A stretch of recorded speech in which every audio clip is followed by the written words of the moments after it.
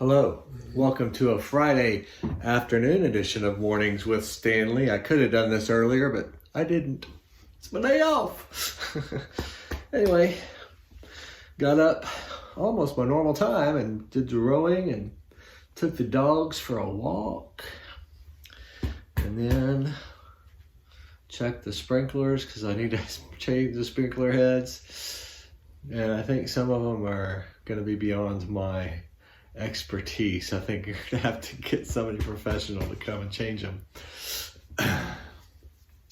So it's gonna cost a lot of money.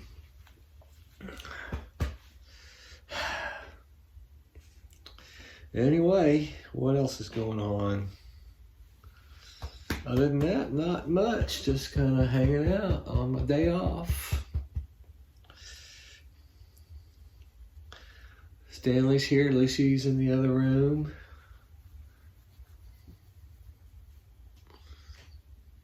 And I have nothing else to say. So Stanley just wants me to pet him. I think this is one of his favorite times every day.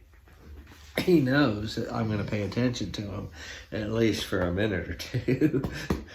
And if he'd sit down on the ground like he's doing right now, I wouldn't have to kick him out. Can you just stay there on the floor? Can you just stay? No, you can't. Okay, I'm going to kick you out then.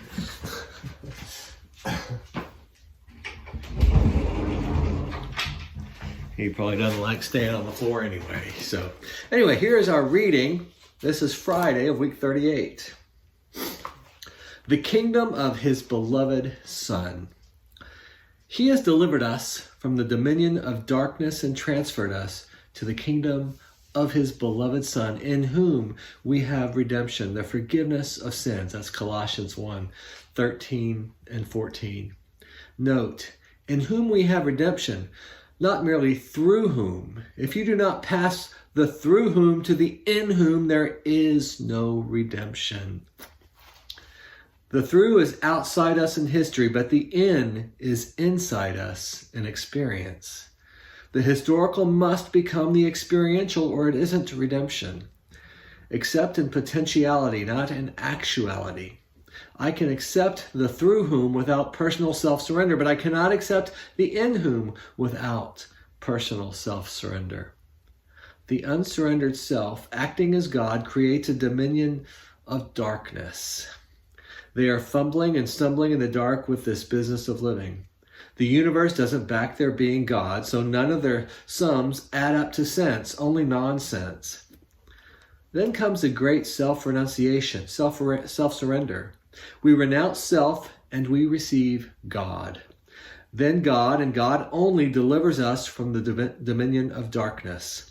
God, who made ourselves, can deliver us from the tyranny of making ourselves God. The deliverer is God. We cannot pummel and beat and murder ourselves. We let go and let God.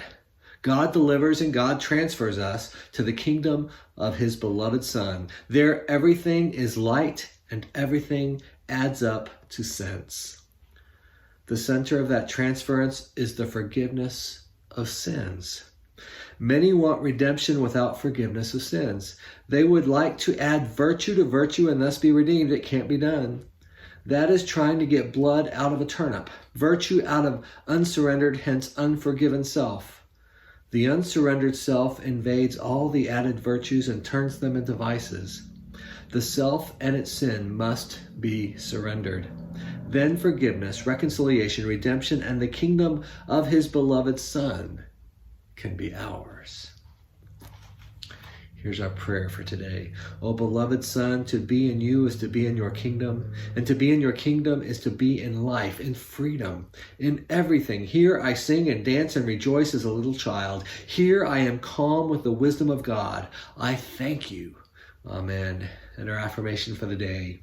The kingdom of his beloved Son. This is my environment, my homeland. Jesus is Lord.